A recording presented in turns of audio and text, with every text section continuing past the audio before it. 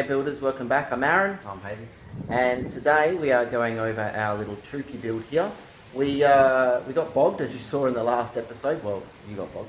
So yeah, we're gonna try work out some gearing issues here because it's very, very fast, but it just doesn't have the guts to get through the soft stuff low down. So we ordered a 2-to-1 wet clutch. It's come today. Shockingly, it's like, I think I ordered this about 3 days ago and it's already arrived, so it's amazing. But we also have some serious bump steer issues, so Haydo's going to talk us through all that as we go. Alright, so we had a bump here. Let's restart. We can restart. Yeah. Bump steer. Bump steer. Had a lot of bump steer, yes. Alright, go. So go. Alright, we had a bump steer. No, we had a lot of bump steer. We had a lot of bump steer issues on the dirt track. So we're going to move this, the knuckle, and this all into line. So we're going to bring this back to here and extend this arm here. And why is that? Because if these are out of line, it's going to have a lot of bump steer. Well, it does have a lot of bump steer, doesn't it? So the idea is that the line, if you draw an imaginary line between this nut here, the knuckle on the steering arm, and this, they should all be in line.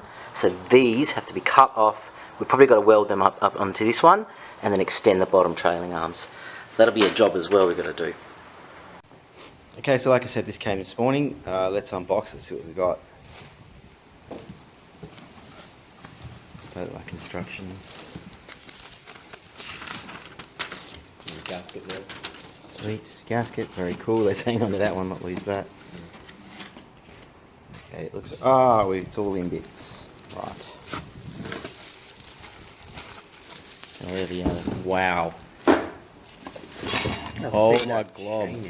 There's so much stuff in here, oh my god. Whoa. Oh, bearings. Bearings? Yeah. Wow. Wow, they're nice as well. Yeah, they're like big ones. That's the sprocket and the gear drive. Wow, look at those clutches. Alright, we're going to have to be pretty careful about how we assemble those. Hang on, don't turn it that way, turn it the other way, because it's still got a clutch plate sitting in there, see that? Oh, yeah. Alright, we're going to get assembling this. Alright, so now we've got to get the torque converter off and the existing chain. So let's unwrap this. This was wrapped up because we are expecting a storm. So let's unwrap it and see what we can do.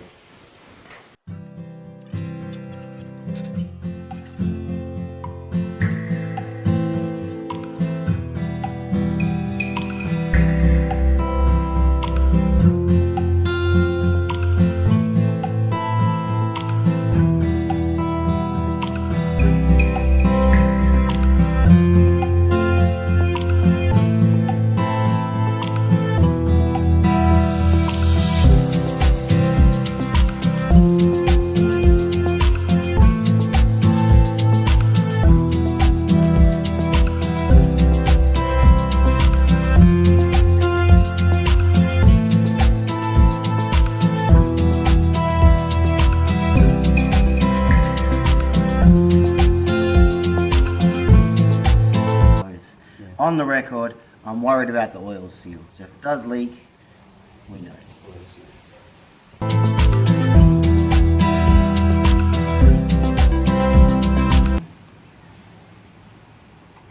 No. That's like a whole millimeter off. Yeah, it's a 6mm key, and this is a 7mm key that just gets in there. So we're gonna have to file 1/2 mil off each half of this side so the slot's in there and can take that. Oh, so yeah, gonna have to. Yeah. Oh wait, maybe stand it up on its edge. You can't stand up on its edge, you goose. No, it's too much slack. I have to give that a quick file. Stop. This is where things go wrong very, very quickly. We're about to go through a whole raft of different scenarios, solutions, and a whole bunch of craziness. So sit tight and stay with us. Okay, so we have, you can see the ridge on that. 7mm that side, 6mm out. So we just hand filed and angle grinded and did all that sort of stuff there. You can sort of see the shape it is. And now it just slots in very, very nicely. So now it's time to put this back together.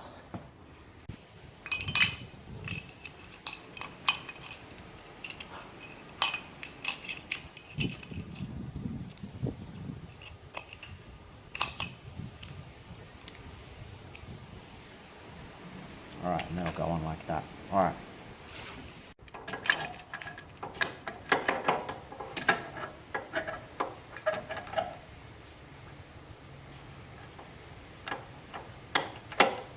Uh-oh. I'll put the thrush washer on backwards.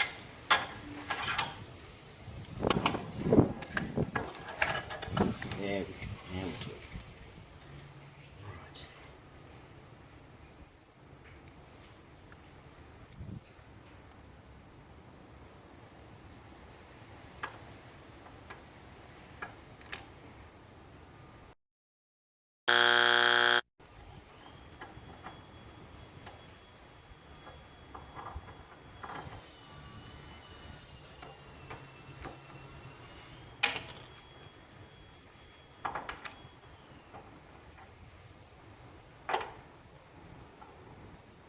Does that not go on? No, you know why? Why? I'll bet that's 25mm, and I'll bet that is 25.4 as in 1 inch.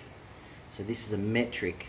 So we'll just have to probably hit that out with the file a little bit, and then it will just slide straight on, I reckon. Yep. Alright, so number one, there's always a neighbour mowing a lawn somewhere, so sorry about that. But initially our first thought was to just, I guess, put some emery paper through there or a circular file, bring that out to 25.4mm, which is 1 inch, this being 25. However, this is 25mm, so they need to join up perfectly. So we're probably going to have to take some emery paper, and we're going to have to run the motor, hit this with some emery paper while it's running, and bring that down to 25mm. What does that mean for everything else we're doing? I don't know, but you can't get those particular shafts in 25.4, so it's largely our only option. And if we need a new crank, well, we need a new crank. So we ended up using the flat disc on this as it was running, and then linishing it up with some 240 grit as it was spinning, and it's come up nicely. We just have to tap this little clutch, I guess, gear back on, and we'll be good to go.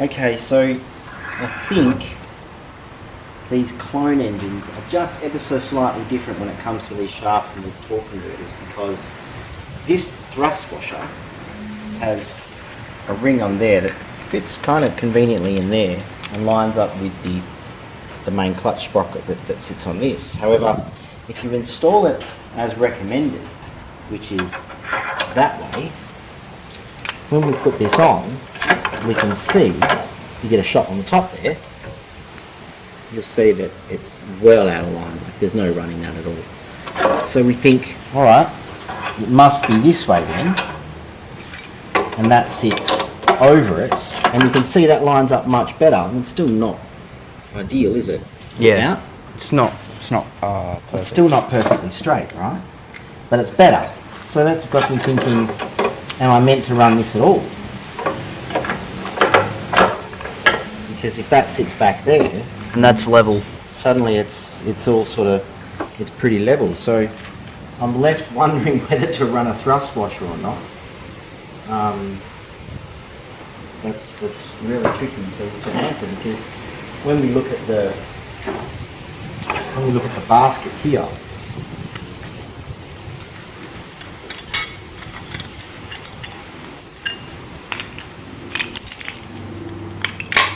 that's meant to sit flush with that, and that's flush there. So you can see where they're straight, they're meant to be flush. So I'm sort of left wondering about clearances, etc., about how this is meant to come together. So we're still going to have to do some mods. Let's just sit and work this one out for a bit. This thrust washer here just fits inside here. So if I can use that hard up against this, there might be some way to put this hard up against the shaft here, which allows me to space this off the engine and still not have to worry about sealing or putting pressure on this when the clutch is engaged, because we don't want that at all. Alright, let's keep trying. You got it exactly right. You got it exactly right. So with that thrust washer installed straight through there rather than any other way, which looks like it, it's meant to go that way, and I don't know if it's meant to go that way or not. So yeah, I'm relying on a lot of people to tell me otherwise. That actually hits this section here, which is the one I was talking about before, and it doesn't bolt up. But that's seriously reduced the length of this shaft. So with a couple of spaces in here, we can still not put pressure on the seal. So the pressure goes straight back through the crank, and I've really reduced this. So if I measure this, and I'm doing this for the first time, we've got, I'd say, maybe 60 millimeters to the back of the shaft there. Okay, 58 millimeters, which means I need to lop 8 millimeters off that.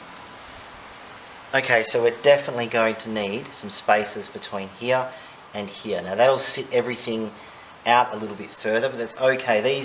These tabs don't actually really grab this at all. We found that when we put it on and there's no bolts, it just swings around anyway. So I'll make up some crush tubes to go in between here. We'll have to take about 8 millimeters off this shaft, which we can do. We've got about 45 millimeters worth of thread depth inside there, so it won't be a problem taking really just the outside face off this, and that will allow this the clutch spring plate to sit inside this gear set properly, and then we can bolt it all up really well. So I might even take maybe 9 millimeters or even 10 millimeters off that, just to make sure that I've got enough room to bolt that up in case I've miscalculated. But that's the solution really, and I can't see any other way around it.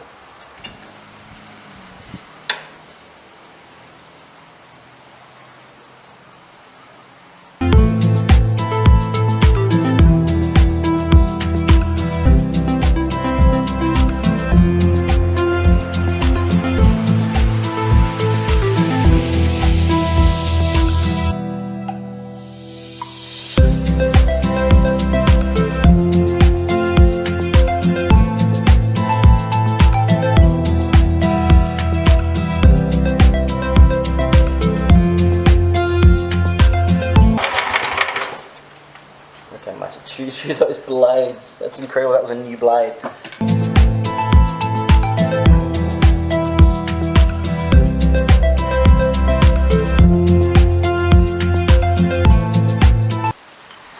Let's see how we go.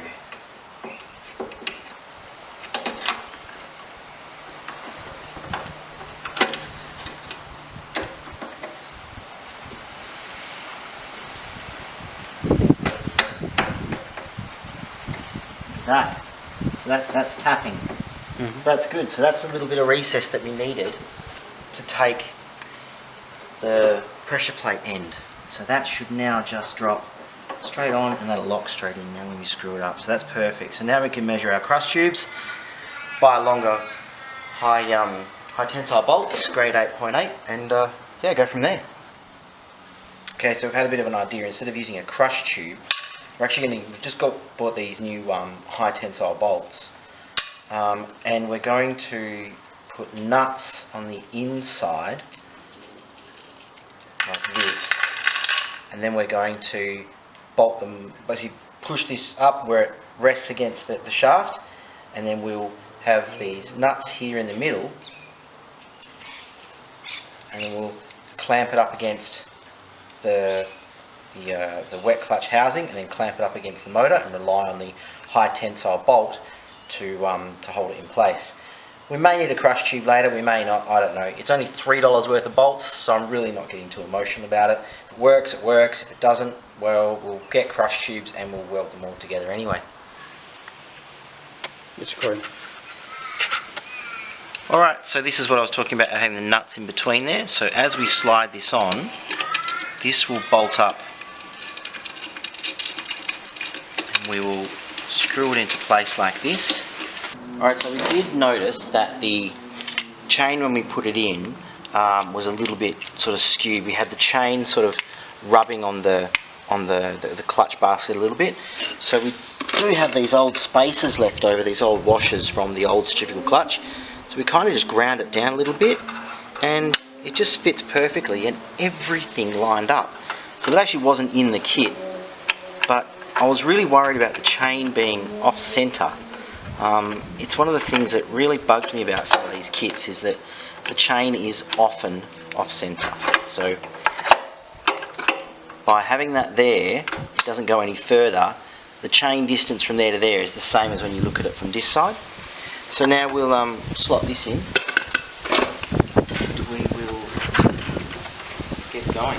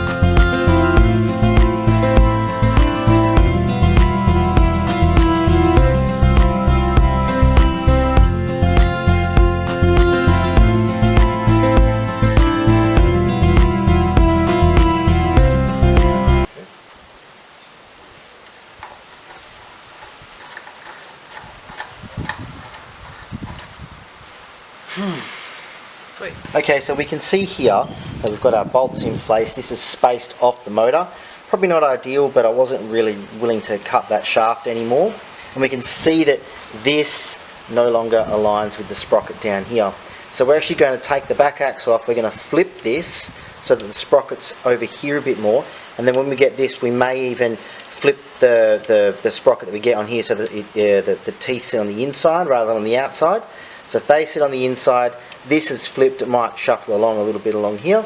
Yeah, and then the chain will line up beautifully. I think it'll be a good outcome. So yeah, we'll hop to that next.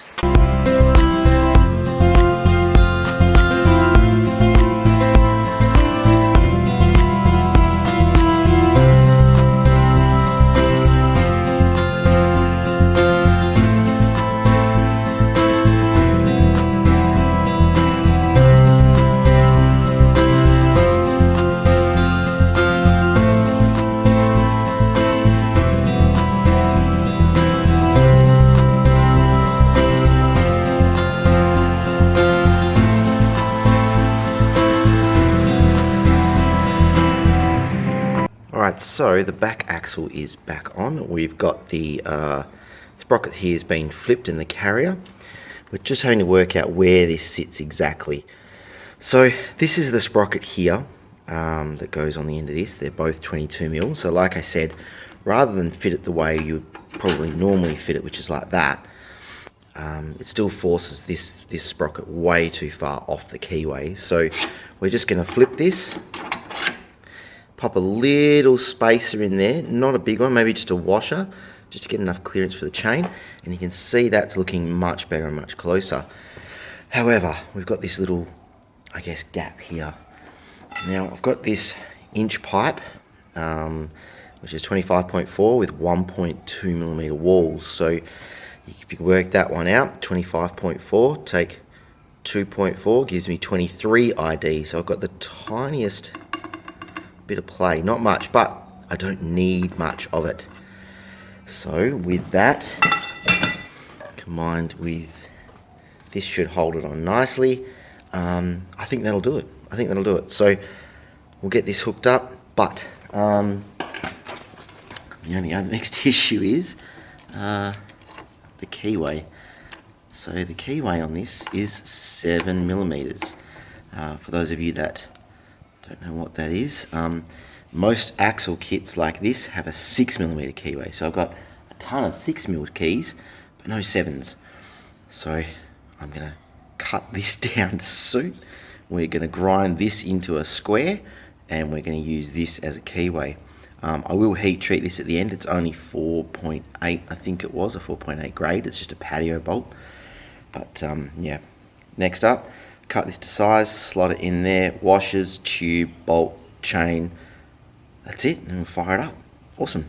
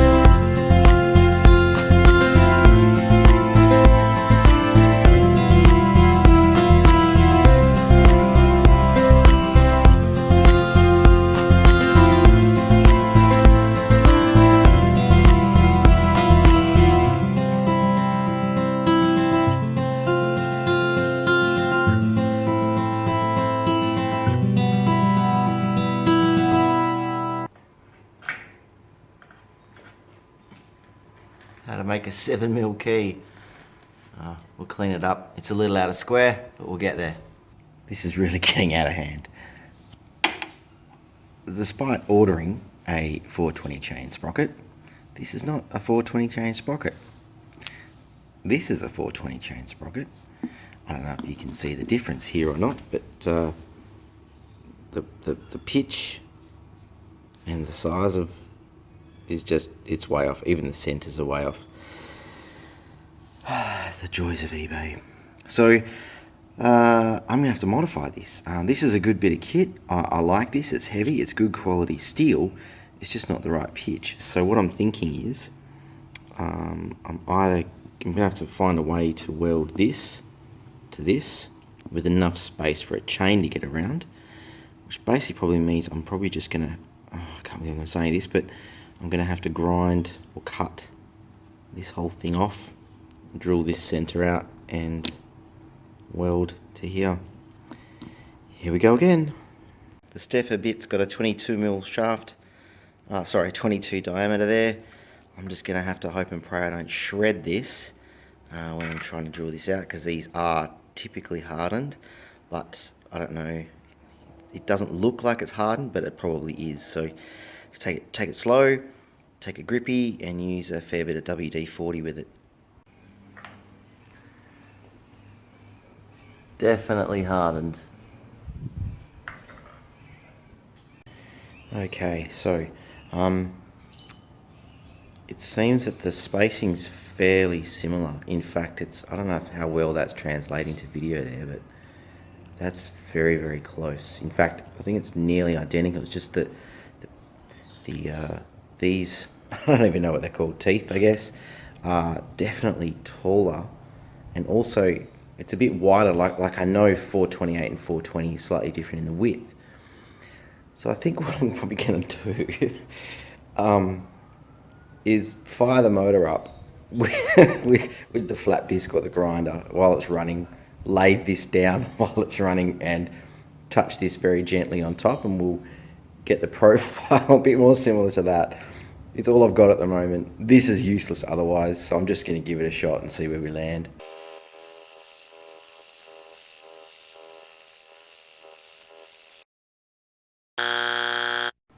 Alright, so I've got it down looking pretty good, but it's a no-go. For those of you Googling on the internet or whatever, 428 is not the same as 420, just a different width.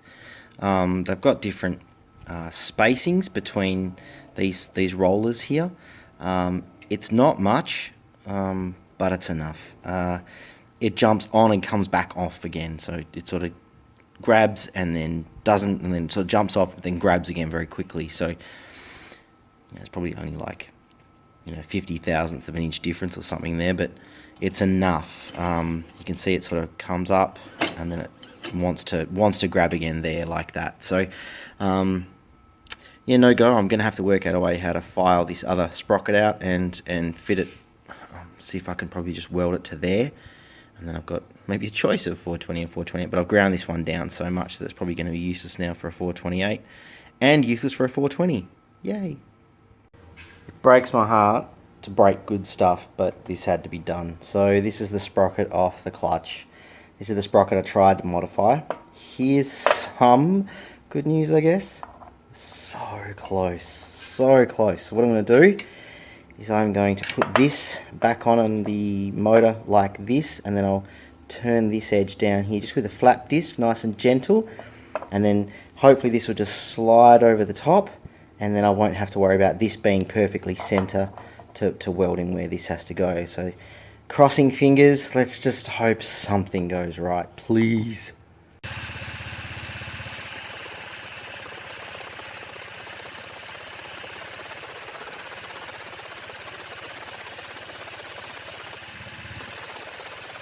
Well, it fits. I'm quite happy about this actually. So I've got a little bit. You can see the. Let me just tighten this up. There we go.